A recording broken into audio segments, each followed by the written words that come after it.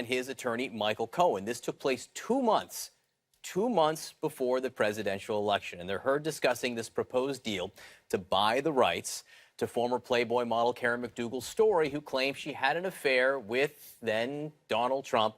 That affair allegedly happened about a decade ago. We're back with David Gregory, Laura Coates, and John Avlon. On the legal matter again, Laura, when the president says, so what do we got to pay for this $150? He's putting a value on this information.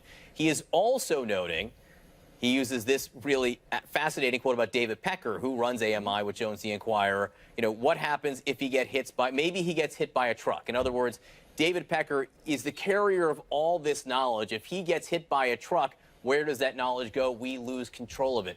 Does this not indicate that AMI did something of value for the Trump campaign, which then raises campaign finance questions? I think it does suggest that, most certainly, John, because think about it. He's saying essentially, look, we have somebody, we have an in. This is our boy in AMI. He is privy to information that would be damaging. You already know that there is a tendency on the Trump behalf to try to suppress information that would be damaging, particularly 2 months before the presidential campaign of 2016. And so they're suggesting we have to take care of all of that, the whole breadth or scope of it, in case we were to lose that valuable asset. Now, the fact that they recognize David Pecker as an asset means that he's able to make a contribution to their world in some way, shape, or form. Now, I know Pecker has gone back and forth and said vehemently that I am not that person. That's not my role. But it does, when you hear it with your own ears, it does suggest that there is some connection, some expectation of a contribution, even if it's in kind. And that number 150 makes you realize that they're willing to pay for that asset as well. Hey, David, maybe we should listen again, because this is the moment where it sounds like Michael Cohen is describing how he's going to set up the LLC. And he talks about talking to somebody, Alan Weisselberg, who was a Trump Organization lawyer, we think? I think a lawyer, accountant lawyer, type. accountant CFO, type. yeah. And so let's listen to this shorter version where Michael Cohen is explaining how he's taking care of all of this. I need to open up a company for the transfer of all of that info regarding our friend David, so that I'm going to do that right away. I've actually come up and I've spoken to Alan Weisselberg about how to set the whole thing up with funding. Yes, and it's all the stuff, because you never know where that company, you never know where he's going to be. Correct. So I'm all over that. And I spoke to Alan about it when it comes time for the financing, which will be. What financing? We'll have to pay you. So no. I got no. Hey, no. How are you? David Gregory, what do you hear? A couple of things. First of all, this obviously sheds light on more than this situation, right? Because the whole Stormy Daniels case related to setting up a company that would make the payout to her, right? Which the president has denied, his team has denied. So all the other stuff, right? If something happens to David Pecker, there's, where does that knowledge go? If there's other payouts, other affairs and so forth that have to be dealt with, we deal with it through this company. It sounds clear to me that the president's talking about cash. I heard when I first heard this, I heard something else, which was, remember this whole business of Michael Cohen paying for this personally. Like, no, you're not going to pay. I'm going to take care of it. Which it may not be accurate, but it's just something I heard in all of that. So you lay all of that out there. The other thing that I think we can't lose sight of is that the president and his team said he didn't have any knowledge of these payments. This tape would indicate that he did. Yeah, well, obviously. Right? I mean, we can't lose sight of how important that is when a president who's under investigation says declaratively there was no collusion, and when he's saying publicly that you cannot believe what you hear or see, when he himself has just been contradicted by something that you can't hear or see. And this is the president of the United States, and how he's not being truthful with the American people. So that we just can't lose sight of all of that. We're dissecting it. And the danger, of course, is that gets baked in the cake. You clearly have a president, among other things, who's lying as a matter of course. Seems very comfortable suggesting cash payouts. for silence. Well, sort of, except he goes, wait a second, what financing? As though that's a surprise Well, to no, him. that would be, he's more used to cash payouts. He doesn't he think doesn't you want need to to be on a get finance financing. plan.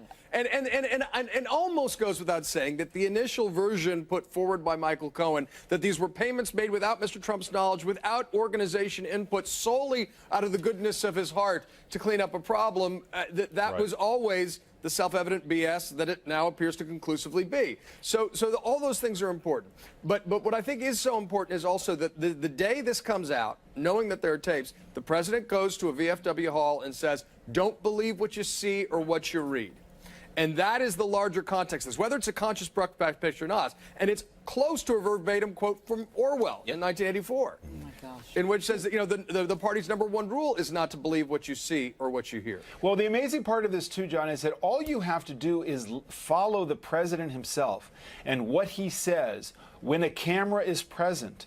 And all of these contradictions. Yesterday, he's talking about, you know, we're not going to apologize anymore. After last week apologizing, saying that the United States was also responsible for the bad relationship with Russia. All you have to do is listen and watch the president. And you'll see lies, you'll see contradictions.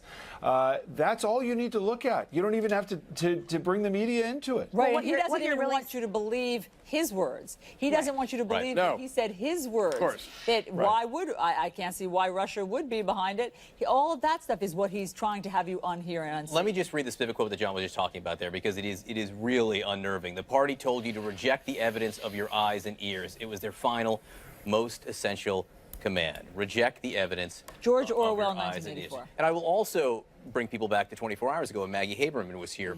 We were asking whether or not the Iran tweet, we were asking whether this revoking security clearances was meant to distract from Russia. She goes, no, I think a big part of this, in what my sources are telling me, Maggie said, is that it's about Michael Cohen. The president is unnerved about Michael Cohen. And I think now we see why. This is something that, you know, is problematic, to say the least, for the president, Laura. Well, you know, the president is well aware that he needs to play Johnny Appleseed in this scenario. He's got to plant the seeds of doubt, because it's going to be a credibility game of he said against he said. And when you have that, Michael Cohen is the one who says, I have truth on my side, I've got the upper hand. And what Donald Trump is trying to do through his legal team is essentially tell the American people, look, the Karen McDougal scenario may be a foregone conclusion. We all heard the Anderson Cooper interview. But the Stormy Daniel issue still stays out there. The idea of potential consultants and that payout. Let's not conflate the two and think he's saying the same thing. But what he is doing is trying to prepare everyone and say, I have now planted a seed of doubt. This is the seedy character. It's not me, and I'm attempting to exculpate myself in some way. But make no mistake about it, he is trying to have that bright, shiny object blind you to what you're hearing and what you're seeing, and the American people will decide whether credibility is the issue and whether it should be. Listen to the president when he stands next to Vladimir Putin. Listen to this tape for yourself. Pay attention. Be the judge in this. That would be my advice. Yeah.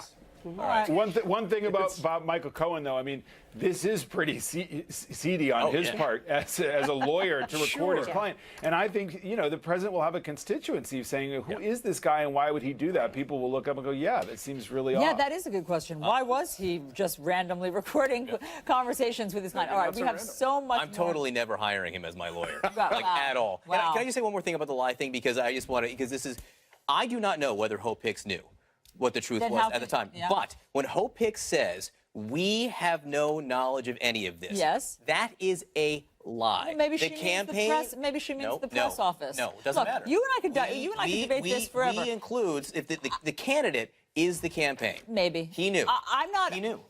I'm not as upset about that part as when she says the claim of the affair is, quote, totally untrue. You know what? That part, I think, is unforgivable. You can keep the paper. No. I want you to keep the paper. I have my own. All right. Listen, we have to get to other stories. Believe it or not, there's a lot. Is not what's happening. Yes, it is what's happening.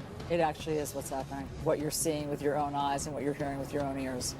That was President Trump yesterday turning into George Orwell in 1984. CNN has learned exclusively that the White House will no longer tell the public when the president speaks to foreign leaders. They are suspending this long-standing practice of releasing summaries of those phone calls to the public.